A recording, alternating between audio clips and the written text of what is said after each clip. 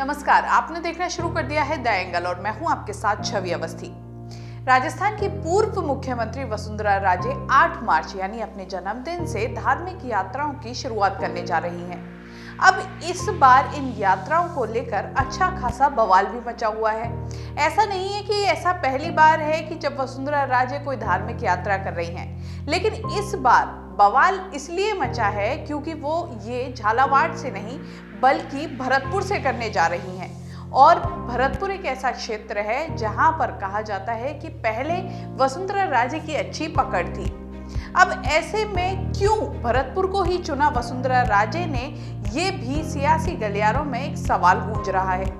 क्या है इसका जवाब, देखिए हमारी इस खास रिपोर्ट। वसुंधरा राजे समर्थक जहां इसे केवल धार्मिक यात्रा का नाम दे रहे हैं, वहीं उनके विरोधी नेता इस यात्रा को विधानसभा चुनाव से पहले उनके शक्ति प्रदर्शन के रूप में देख रहे हैं। कहा जा रहा है कि वसुंधरा फिर से प्रदेश की राजनीति में सक्रिय होने से पहले अपने जनाधार को मजबूत करना चाहती है। वसुंधरा हाड़ौती और मेवाड़ क्षेत्र में अच्छी खासी पकड़ रखती है, लेकिन अब वो अपनी इस पकड़ को मजबूत करना चाहती हैं पूर्वी राजस्थान में भी।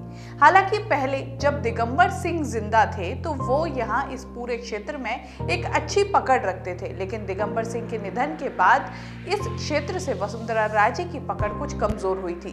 कहा जाता था कि दिगंबर सिंह वसुंधरा राजे के खास हुआ करते थे और ऐसा कई बार देखा भी गया, लेकिन दिगंबर सिंह के निधन के बाद वसुंधरा राजे कहीं ना कहीं इस पूरे क्षेत्र से अपनी पकड़ को कमजोर महसूस कर रही थी। और शायद यही कारण है कि अब वसुंधरा राजे ने जो अपनी धार्मिक यात्रा है उसकी शुरुआत का फैसला भी इसी क्षेत्र से किया है। वहीं दिगंबर सिंह के निधन के बाद उनके धुर विरोधी विश्वेंद्र सिंह इस क्षेत्र के एकमात्र बड़े नेता रह गए हैं। विश्वेंद्र का ट्रैक रिकॉर्ड किसी एक पार्टी के साथ निष्ठा का नहीं रहा है। विश्वेंद्र ने अपने 35 साल से ज्यादा के राजनीतिक करियर में जनता दल, भाजपा, कांग्रेस तीनों ही पार्टियों का स्वाद चखा है। और जिस तरह के अभी हालात हैं तो ये भी कोई भरोसे से नहीं कह सकता कि अगले चुनाव महाराज कांग्रेस से ही लड़ेंगे। वहीं विश्वेंद्र और सतीश पूनिया की नजदीकियों की दास्तां उनके ट्विटर और रीट्वीट से बयां हो जाते हैं। इसलिए कहा जा रहा है कि वसुंधरा विश्वेंद्र को कम करने और अपने इस क्षेत्र में फिर से अपनी पकड़ को मजबूत करने का प्रयास कर रही हैं। 2018 के चुनाव में भी इस क्षेत्र से अधिकांश सीटें कांग्रेस ने जीती थी। ऐसे में साफ तौर पर वसुंधरा राजे को पता है कि अगर उन्हें आने वाले चुनावों में मुख्यमंत्री पद के लिए दावेदारी दिखानी है तो इस पूरे क्षेत्र पर पकड़ मजबूत करनी होगी। वहीं अगर सतीश पूनिया गुट ऐसा करने में सफल होता है तो मुख्यमंत्री बनने के लिए वसुंधरा राजे को कशमकश करनी पड़ सकती है।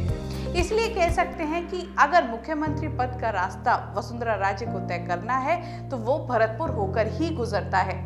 इस तरह की खबरों के लिए द एंगल देखते रहिए। हमारे चैनल को जरूर सब्सक्राइब कीजिए। वीडियो पसंद आया है तो शेयर करना ना भूलें। नमस्कार।